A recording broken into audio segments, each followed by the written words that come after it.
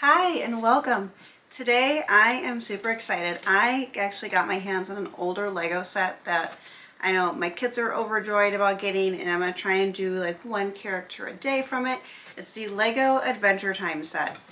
As you can see, the unfortunate part of having a puppy and leaving Lego boxes, unopened Lego boxes, no matter how secure your room is, on the floor, is sometimes they get a hold of said Lego boxes. And some of you are probably cringing right now because you're like, it's a retired Lego set. This set came out in December of 2016, so it is quite a few years old.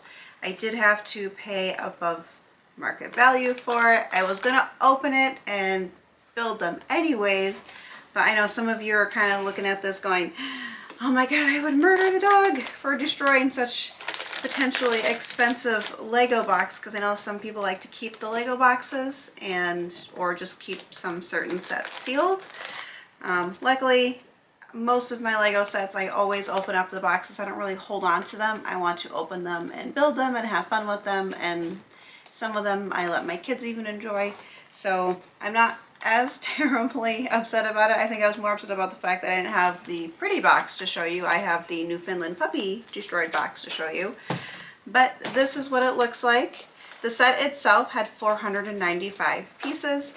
I do not know off the top of my head how much this retailed for when it came out in 2016, but I can tell you that I paid $100 for it on eBay from a seller. It was brand new, unopened, not destroyed box condition. And I know Adventure Time is, I don't know if it's having a resurgence or not. I just know I see it everywhere, and I think it's still quite popular. And I think as kids and those who maybe have kids now or grandkids or whatever are starting to discover them as they're getting older, I think it's starting to become popular again. So here it is. It looks like you are going to be getting quite a few characters out of this box that you get to build. They're kind of like the larger, I want to say kind of like the brick builds, the bigger ones that you have. They're not quite mini sized, but I think for this genre and for this show especially, it's a good idea to have the bigger character pieces instead of just the minifigures. And I think it allows for the kids to have a little bit more fun with them as well when they're playing with them, and a lot more fun to display since they're a little bit bigger than your typical minifigure. So I'm kind of glad that they have these guys. I think the first one I'm going to try and start with, well actually let's open it up and see what everything looks like on the inside. And see what the characters are put into which bag. I do like that the box itself, if it was still in not Newfoundland chewed condition, they're not your typical Lego box. A typical Lego box is usually pretty plain on the inside. There's not much going on. They had to push things to open them, or they were sealed with tape.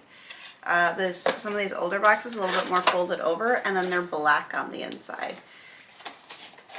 I don't know what made Lego decide to change through to the regular boxes that they have now.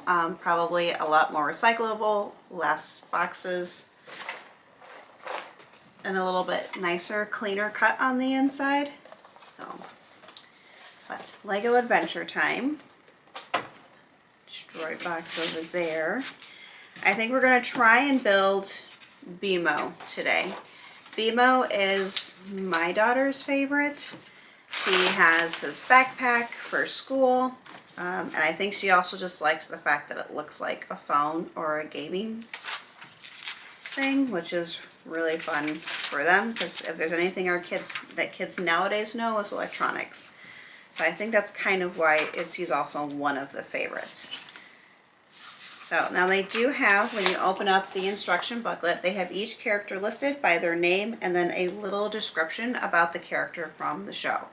So that's a fun little detail, again, for Lego Standard to have. All right, let's see if we can find which page BMO is on, and then we're going to build BMO today. So each bag is separated into 3 different characters. Bag 1 has Finn and Jake and BMO. Bag 2 has Marceline. I believe this was Gunter was his name. I want to take a double check here. Look here. Yep, Gunter the Ice King. And then bag 3 is Princess Bubblegum and Lady Rainicorn. So we're going to start with bag 1. We're going to open them and do BMO's pieces, and then we'll save the other 2 characters for another day.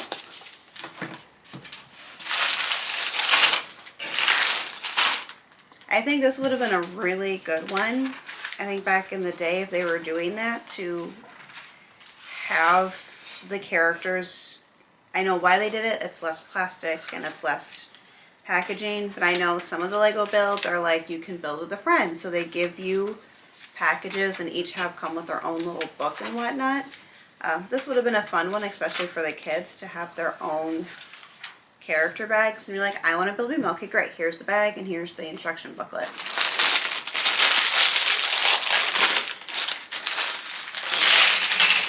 I know Wicket the Ewok that I have that I would like to build soon has his own set of instructions, so you can build with a friend. I also know the Milky Way Galaxy Lego, which I want to build so I can get that hung up behind me, also is each tile is its own individual bag, so you can build with friends as well.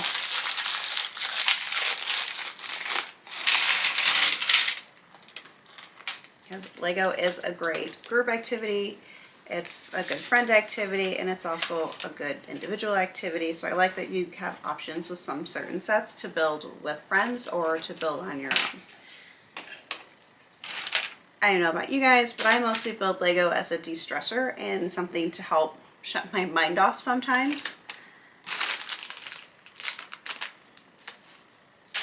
Okay, BMO. We'll hold on to the bag so I can put the extra pieces back in, and then I'll put them back inside my unfortunate looking box. He's a fairly small character, so I don't expect him to take too long to build. I think the biggest thing is just going to be finding his pieces among the other pieces that belong to the other characters.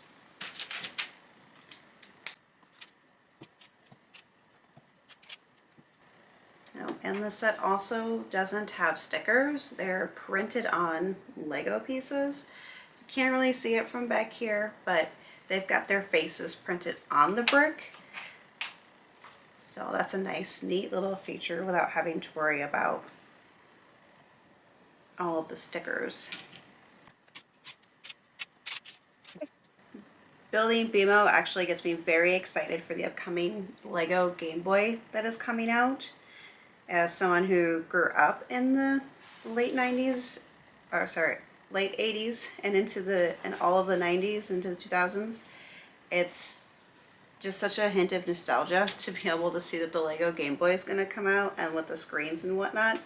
I've seen some of the early reviews from some of the Lego ambassadors, and that is definitely a set I need to get.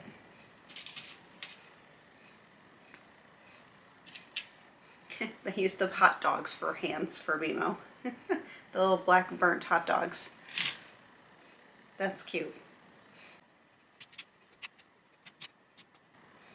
Okay, and we are just about done here with BMO's character. This is super cute. This is super fun. My kids are gonna definitely, my daughter especially, is going to steal this from me. All of these characters actually, but especially BMO since he is her favorite. And he's all done. He comes with his own switches here, and then there he is, the little BMO. He's really cute. Really, he is about the size of a minifigure, but the other characters are a bit more of an upscaled size, but BMO's also supposed to be a little computer type guy, so he's going to be smaller. So that's that. He's really cute. I'll put the rest of the pieces back in this bag to save for the next time I build another character. And back in my unfortunate looking Adventure Time box. Thanks, Fenris. So, alright. Comment if you guys have built this set before, if it's one of your sets that you have been looking to get at some point, if you even like the Adventure Time show, if you thought they would do more Adventure Time Legos. Like and subscribe if you want to see more. Thanks. Bye.